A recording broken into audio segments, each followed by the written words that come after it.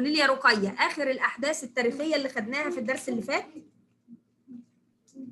كان احتلال الإنجليز لمصر. ونجاح الاحتلال البريطاني في، فاكرة تاريخه؟ لا معلش. في مش سبتمبر هقولها يا مس. 1882 سبتمبر 1882 دي آخر الأحداث التاريخية، وبعدها أخذنا فترة الإيه؟ الكفاح الوطني أو النضال على يد اتنين، فاكراهم يا سما؟ اتنين من الزعماء الوطنيين أو زعماء الحركة الوطنية. محمد فريد قبل محمد فريد كان مصطفى كامل وبعدين محمد فريد. مصطفى كامل، تمام. هنبدأ بقى دلوقتي هنشوف ايه اللي احنا هناخده عن في الفترة دي. هبدأ يا ولاد. آخر خديوي كان الخديوي عباس حلمي الثاني. نعم، كان آخر خديوي الخديوي عباس حلمي الثاني. عباس حلمي الثاني، برافو عليك. تمام. النهارده هنبدأ بقى نتكلم عن ثورة 1919. الثورة دي ثورة مختلفة، وهنقول ليه هي كانت ثورة مختلفة. بس قبل ما أعرف الثورة بتفاصيلها لازم أتكلم الأول عن مقدمات الثورة، وإيه الأحداث اللي كانت موجودة في مصر أو اللي بتعاني منها مصر قبل ثورة 1919، لأن دي الأحداث اللي هتؤدي إلى الثورة. احنا يا اولاد هنا قلت لكم سنه 1914. التاريخ ده تاريخ مهم قوي قوي، مش تاريخ مهم بالنسبه لمصر بس، لا ده تاريخ مهم عالميا، لان ده تاريخ قيام الحرب العالميه الاولى رقم 1. يبقى التاريخ ده تاريخ بدايه الحرب العالميه الاولى. طب الحرب العالميه الاولى يا مس بدات من 1914 الى 1900 وكام؟ حد عارف؟ و18 يا شباب. يبقى هي بدأت في 1914 وخلصت في 1918. طب بعد ما خلصت حصل ايه؟ هو ده اللي هتكلم عنه دلوقتي. بعد انتهاء الحرب العالمية الأولى يا ولاد، هنا اتألف يعني ايه؟ يعني اتكون وفد مصري من أعضاء في حاجة كده كانت قوات الاحتلال عاملاها اسمها الجمعية التشريعية، وأنا قلت لكم إنها كلها جمعيات صورية لا قيمة لها. اتألف أو في هنا مجموعة من الوطنيين دخلوا كده مع بعض في الجمعية التشريعية، وبدأ هنا يتكون حاجة جديدة اسمها الوفد المصري، ناس بتتكلم باسم مصر وبتدافع حقيقة من أجل مصر، بتناضل علشان بلدها. اسمهم ايه المجموعة دي من الناس المصريين؟ اسمهم أعضاء الوفد المصري. مين كان رئيسهم؟ واحد اسمه سعد باشا زغلول او سعد زغلول، راجل شخصيه وطنيه معروفه جدا جدا في تاريخ مصر. وطبعا سعد زغلول ده كان معاه مجموعه من الايه؟ من الاعضاء الوطنيين برضو والناس المناضلين، وراحوا يا اولاد واتقابلوا او قرروا ان هم يروحوا يقابلوا المعتمد السامي البريطاني، اللي هو كان مين وقتها؟ كان اسمه السير وينجت. اسمه السير وينجت، ده اللي كان الحاكم الفعلي على مصر في الوقت ده بعد الحرب العالمية الأولى. طيب هم ليه بقى سعد زغلول يعني اللي هو رئيس الوفد المصري ده هو وزملائه قرروا ان هم يروحوا يقابلوا السير وينجت؟ بصوا يا اولاد الشجاعة. أول حاجة لأن هم قرروا ان هم يطالبوا بعدة مطالب. أول حاجة يطلبوها إيه؟ إلغاء الحماية البريطانية على مصر. طب يعني إيه حماية بريطانية؟ يعني خضوع مصر المطلق للاحتلال البريطاني. خضوع مصر المطلق. إيه يا مس ده؟ هو خضوع مصر المطلق ده يعني إيه؟ يعني ده معناه الاحتلال اللي كان سنة 1882. أقول لكم لا، ده الاحتلال ده احتلال عسكري. الاحتلال البريطاني كان احتلال عسكري، وهو دخول الجيش البريطاني لاحتلال الدولة المصرية، احتلال بلدنا. طب امال جت بريطانيا وعملت ايه؟ قبل او السنه لما عرفت ان بريطانيا داخله، ان هي نفسها داخله على حرب عالميه اولى، راحت اعلنت الحمايه البريطانيه على مصر في ديسمبر 1914. ايه ده؟ يعني ايه بقى؟ يعني ان مصر بتخضع خضوع مطلق لمين؟ لبريطانيا. وإن بريطانيا حرة تتصرف كما تشاء في الأراضي المصرية، في مالية مصر، في الشعب المصري. يعني كأنها بالظبط كده إيه، ده مش احتلال بقى، ده مش احتلال عسكري، لا ده احتلال بشري وعسكري وسياسي واقتصادي واجتماعي وكل حاجة. عشان كده كان أول مطلب للوفد المصري هو إلغاء الحماية البريطانية على مصر، اللي أعلنتها بريطانيا إمتى يا شباب؟ في ديسمبر 1914. طيب رقم 2 إنهاء ما يسمى بقانون الأحكام العرفية. يعني إيه بس إحنا مش فاهمين حاجة؟ قانون الأحكام العرفية ده كان قانون تعسفي يا ولاد. يعني إيه؟ عامل زي قانون الطوارئ كده، يعني القوات البريطانية تدخل أي بيت وتعتقل أي شخص وتعمل أي حاجة في أي حد من غير ما حد يقول لها أنت بتعملي إيه؟ ده معناه إيه؟ إن هي بتفرض قانون تعسفي على الدولة المصرية اسمه قانون الأحكام العرفية. اصل طب حد يجي يقول لها، حد يقدر يقول لها انت بتعملي كده ليه؟ لا، ما انا فرض قانون اسمه الاحكام العرفيه، كل الناس عارفه كده، وكانها يا اولاد بتعطي صفه قانونيه لارتكاب الجرائم. زي قانون الطوارئ اللي مصر كانت بتعمل بيه، اللي كان سبب من اسباب ثوره يناير 2011. بس طبعا ده ابشع، لان ده كان قانون احتلال. فهمتوا يعني ايه الاحكام العرفيه؟ يبقى أول حاجة كان أول مطلب الوفد المصري هو إلغاء الحماية البريطانية. المطلب الثاني هو إنهاء الأحكام العرفية. المطلب الثالث إلغاء الرقابة على الصحف والمطبوعات. يعني إيه؟ يعني يا أولاد كانوا بيراقبوا الصحف والمطبوعات، أي واحد يكتب كلمة ضد إنجلترا أو اللي هي بريطانيا يعني على طول يتم اعتقاله، وممكن كمان يتم قتله أو إعدامه على طول. يبقى الناس ما كانتش بتكتب بحريه. ده التعبير عن الراي ابسط حق من حقوق الانسان، ان انا بعبر عن رايي بالورقه والقلم. ايه المشكله يعني؟ هو انا مش لازم ابقى معاك، انا معاك او ضدك، يعني ده اختلاف في الراي. فمش معنى ان انا بختلف معاك وانت دوله محتله ان انا اتكلم عن بلدي او ان بلدي من حقها انها تنال استقلالها يبقى المفروض ان انا اتعدم. لا، ده كان دي من ابسط حقوق الانسان اللي المفروض ان هو يمتلكها يعني. يبقى عرفت يعني ايه الثلاث حاجات. بصوا يا اولاد، الغاء، انهاء، الغاء. الغاء، انهاء، الغاء. الغاء الحمايه البريطانيه، انهاء الاحكام العرفيه، والغاء الرقابه على الصحف والمطبوعات. طيب وايه بقى حاجتين كمان اسمهم استقلال وسماح. استقلال تام لمصر عن بريطانيا، يبقى هو ده معنى الاستقلال الايه؟ التام. طيب والسماح لمين؟ السماح للوفد ده اللي بيرقصه سعد زغلول هو ومجموعه الزملاء بتوعه، طلبوا من السير وينجت انه يسمح لهم بالسفر الى باريس لمؤتمر الصلح. يعني ايه الكلام ده؟ يعني عشان يروح مؤتمر الصلح ده مؤتمر عالمي كانت بتشارك فيه كل الدول العظمى في العالم. فسعد زغلول ورفقائه فكروا ان هم ينددوا بالاحتلال البريطاني زي ما عمل قبل منهم مين يا شباب؟ مين يا أميرة؟ مين اللي فكر نفس التفكير ده قبل كده؟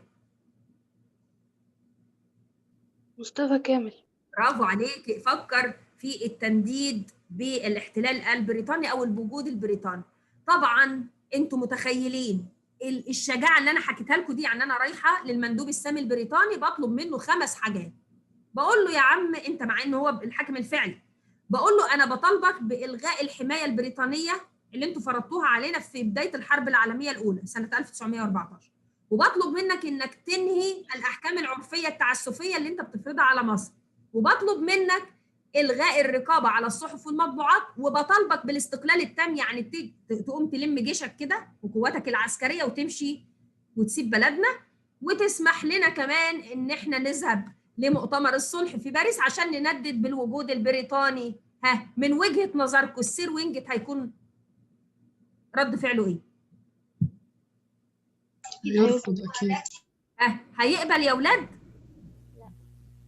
هيرفض. لا طبعا. طبعا هيعترض، ومش هيعترض وبس، ده بصوا كده هيقول لسعد زغلول انت تطلع مين انت علشان يعني بتتكلم بتتكلم بأي صفة. حصل صدام بين أعضاء الوفد وسلطات الاحتلال. أعضاء الوفد اللي بيقودهم يا ولاد الوفد المصري بقيادة سعد زغلول، وطبعا السير وينجت اللي هو المندوب السامي البريطاني. الراجل اعترض على صفة سعد زغلول، انت بتتحدث بأي صفة باسم الأمة المصرية، لا انت رئيس مجلس نواب، ولا انك انت مثلا رئيس الحكومة المصرية، ولا انك انت حاكم الخديوي. طب انت بتتكلم عن مصر بصفتك ايه؟ بتتحدث عن باسم الأمة المصرية ازاي؟ فجه فكروا يا ولاد أعضاء الوفد المصري بفكرة جميلة جدا. ايه هي الفكرة دي؟ قالوا احنا ممكن نجمع توكيلات من الشعب المصري او اللي هي الأمة المصرية، يعني نجمع من الناس تمضي، عارفين انتوا على ورق كده بتفوض سعد زغلول بان هو يتحدث باسم مصر. ونجحت الفكره يا مس؟ ايوه نجحت يا ولاد، نجحت. ونتيجه لذلك بقى فيه صفه قانونيه لسعد زغلول انه يتكلم باسم الايه؟ باسم الامه المصريه. يبقى هو كده بقى بشكل رسمي سعد زغلول بيمثل الامه المصريه او بيمثل شعب مصر. ها فهمتوا الحته دي؟ الصدام حصل ليه؟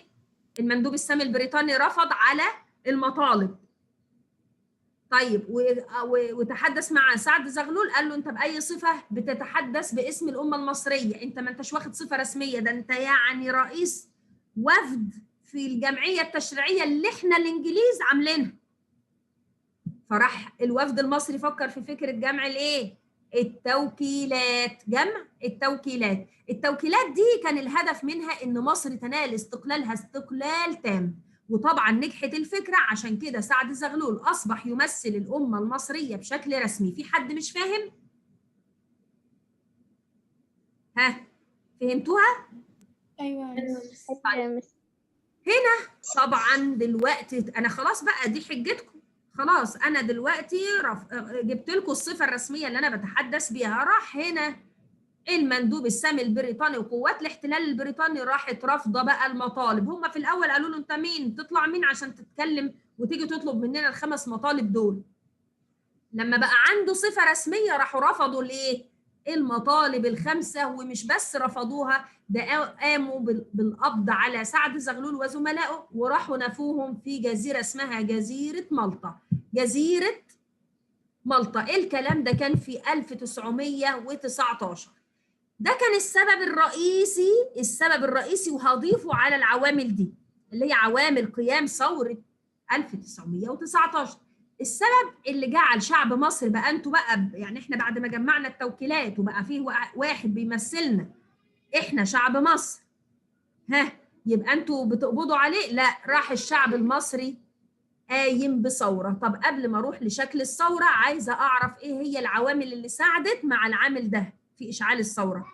اول حاجة احنا كنا الدرس ده جاي بعد درس اسمه الحركة الوطنية بقيادة الزعيمين مصطفى كامل ومحمد فريد. ها دي كانت من اسباب يا اولاد ان الزعماء دول الوطنيين ادوا الى او وجودهم في مصر ادى الى زياده نمو الوعي الوطني. يبقى دي اول حاجه، زياده نمو الوعي الايه؟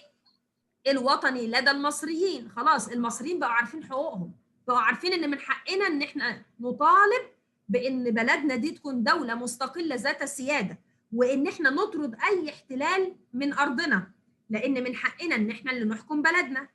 يبقى ده أول عامل من عوامل قيام ثورة 1919. العامل الثاني هو الإجراءات العنيفة اللي اتخذتها سلطات الاحتلال البريطاني أثناء الحرب العالمية الأولى. مش هي فرضت يا ولاد خضوع مصر المطلق وأعلنت الحماية البريطانية اللي احنا قلناها فوق؟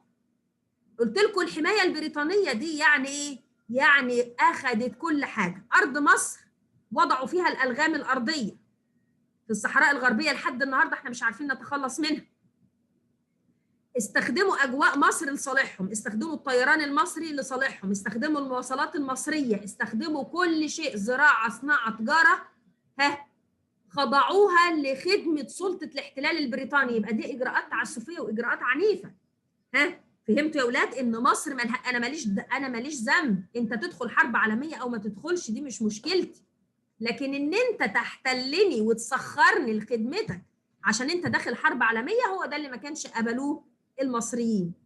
يبقى السبب الثاني من عوامل قيام الثورة هو الإجراءات العنيفة اللي اتخذتها سلطات الاحتلال البريطاني أثناء أو في فترة الحرب العالمية الأولى، وأنا ذكرت لكم التاريخ في أول الدرس. رقم 3 من عوامل قيام الثورة هو ادعاء، بصوا بقى الكلام المتناقض، إن إنجلترا وحلفائها بيحاربوا من أجل مين؟ من أجل حرية الشعوب واستقلالها. سبحان الله، يعني أنتوا كنتوا داخلين الحرب العالمية الأولى علشان الشعوب تنال استقلالها؟ ده انتوا محتلين اكبر عدد من دول العالم. شفتوا قمه التناقض. فاهمين يا شباب؟ يبقى ان طب انتوا بتدعوا، طب خلاص سيبونا بقى، سيبونا يعني سيبكم مننا بقى وخلاص، شوفوا حالكم وخلونا نشوف حالنا. رقم 4 يا اولاد من عوامل قيام الثوره هو ان كان في رئيس امريكي وقتها اسمه ويلسون اعلن مبادئ 14 مبدأ، وكأن ال 14 مبدأ دول يا اولاد مبادئ من حقوق الانسان، مبادئ لحقوق الايه؟ الانسان. كان منهم المبدأ من ال 14 مبدأ دول حق الشعوب في انها تقوم بتقرير مصيرها. يعني انتوا من حق شعوب العالم انها تقرر مصيرها. يعني ايه حق الشعوب في انها تقرر مصيرها؟ يعني انا الشعب مصر اقرر مصيري، انا مش عايز الاحتلال البريطاني، يبقى يمشي الاحتلال، مش ده حقي انا. يبقى طالما الرئيس الامريكي ده كانت خلاص بقى امريكا يا اولاد كانت في الوقت ده حليفه لانجلترا اللي هي بريطانيا، عشان ما تتلخبطوش، فهم مع بعض كده في كفه واحده وخرجوا منتصرين من الحرب العالميه الاولى. يعني كلهم كانوا في فريق واحد، انجلترا وفرنسا والولايات المتحده الايه؟ الامريكيه. مين حد باعت لي شات؟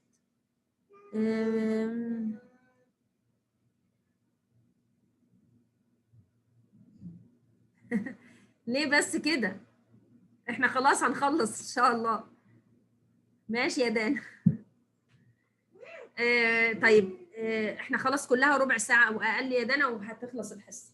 يبقى دي يا اولاد العوامل زائد العامل الاساسي فوق اللي هو سبب اشعال الثوره، هو نفي سعد زغلول ورفقائه الى جزيره مالطا في مارس 1919.